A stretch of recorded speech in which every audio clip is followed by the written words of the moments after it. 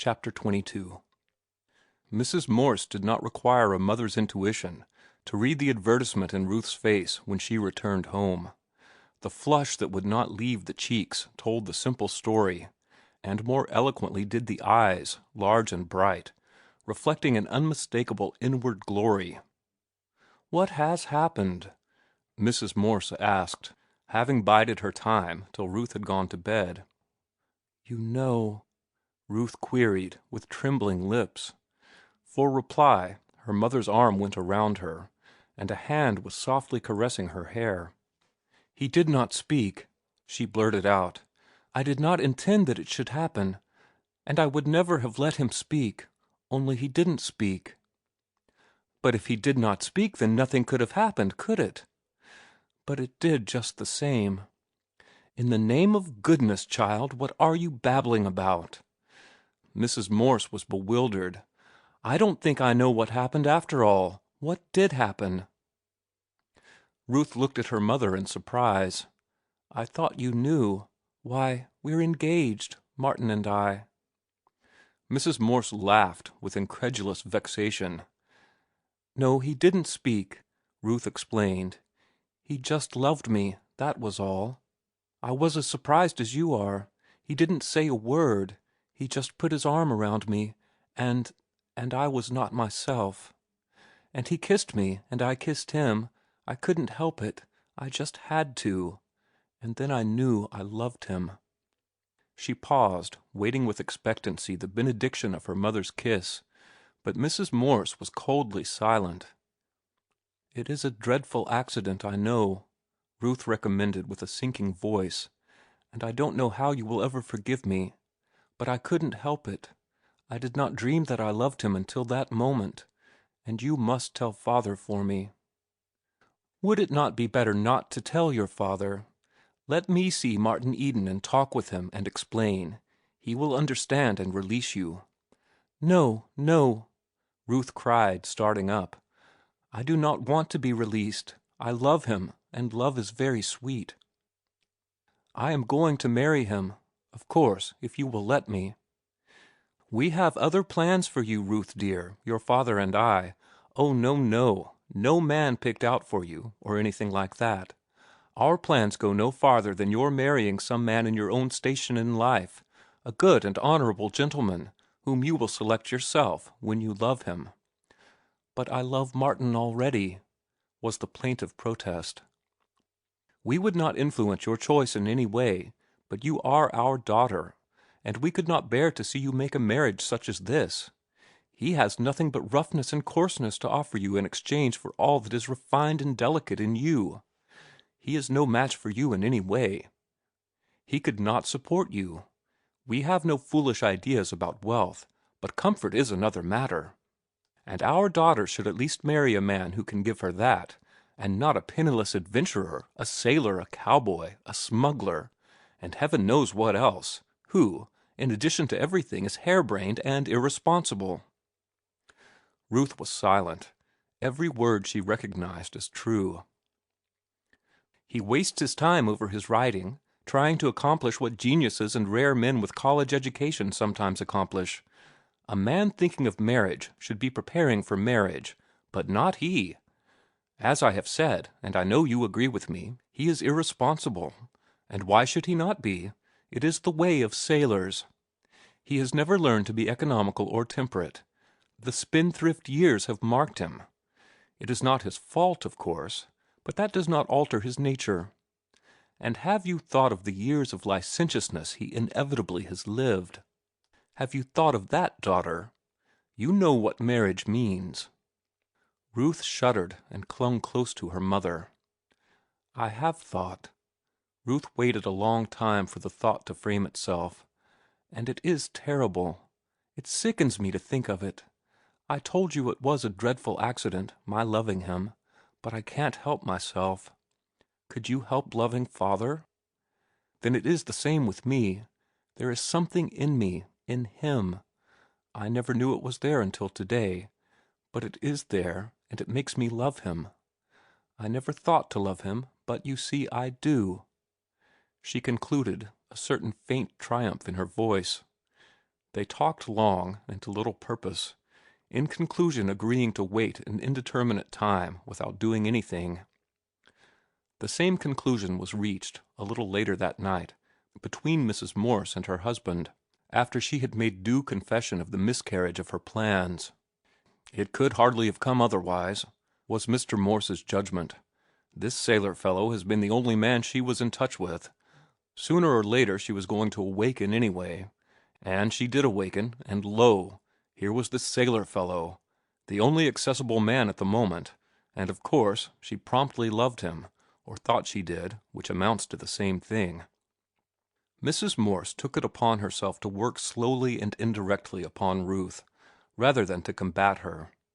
There would be plenty of time for this, for Martin was not in position to marry. Let her see all she wants of him, was Mr. Morse's advice. The more she knows him, the less she'll love him, I wager. And give her plenty of contrast. Make a point of having young people at the house, young women and young men, all sorts of young men, clever men, men who have done something, or who are doing things, men of her own class, gentlemen. She can gauge him by them. They will show him up for what he is. And after all, he is a mere boy of 21. Ruth is no more than a child. It is calf love with the pair of them, and they will grow out of it. So the matter rested. Within the family it was accepted that Ruth and Martin were engaged, but no announcement was made. The family did not think it would ever be necessary. Also, it was tacitly understood that it was to be a long engagement. They did not ask Martin to go to work, nor to cease writing. They did not intend to encourage him to mend himself. And he aided and abetted them in their unfriendly designs, for going to work was farthest from his thoughts. "I wonder if you'll like what I've done," he said to Ruth several days later. "I've decided that boarding with my sister is too expensive, and I am going to board myself. I've rented a little room out in North Oakland, retired neighborhood and all the rest, you know, and I've bought an oil burner on which to cook." Ruth was overjoyed. The oil burner especially pleased her. "That was the way Mr. Butler began his start," she said. Martin frowned inwardly at the citation of that worthy gentleman, and went on. "I put stamps on all my manuscripts and started them off to the editors again. Then today I moved in, and tomorrow I start work." "A position!" she cried, betraying the gladness of her surprise in all her body, nestling closer to him, pressing his hand, smiling. "And you never told me. What is it?" He shook his head. "I meant that I was going to work at my writing." Her face fell, and he went on hastily. "Don't misjudge me. I am not going in this time with any iridescent ideas. It is to be a cold, prosaic, matter-of-fact business proposition. It is better than going to sea again, and I shall earn more money than any position in Oakland can bring an unskilled man. You see, this vacation I have taken has given me perspective. I haven't been working the life out of my body, and I haven't been writing, at least not for publication. All I've done has been to love you and to think. I've read some, too, but it has been part of my thinking, and I have read principally magazines. I have generalized about myself and the world, my place in it, and my chance to win to a place that will be fit for you. Also, I've been reading Spencer's Philosophy of Style, and found out a lot of what was the matter with me, or my writing, rather. And for that matter, with most of the writing that is published every month in the magazines. But the upshot of it all, of my thinking and reading and loving, is that I am going to move to Grub Street. I shall leave masterpieces alone and do hack work, jokes, paragraphs, feature articles, humorous verse, and society verse, all the rot for which there seems to be so much demand. Then there are the newspaper syndicates, and the newspaper short story syndicates, and the syndicates for the Sunday supplements. I can go ahead and hammer out the stuff they want, and earn the equivalent of a good salary by it. There are freelances, you know, who earn as much as $400 or $500 a month. I don't care to become as they, but I'll earn a good living and have plenty of time to myself, which I wouldn't have in any position. Then I'll have my spare time for study and for real work. In between the grind I'll try my hand at masterpieces, and I'll study and prepare myself for the writing of masterpieces. Why, I am amazed at the distance I have come already. When I first tried to write, I had nothing to write about except a few paltry experiences, which I neither understood nor appreciated. But I had no thoughts. I really didn't.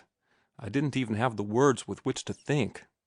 My experiences were so many meaningless pictures.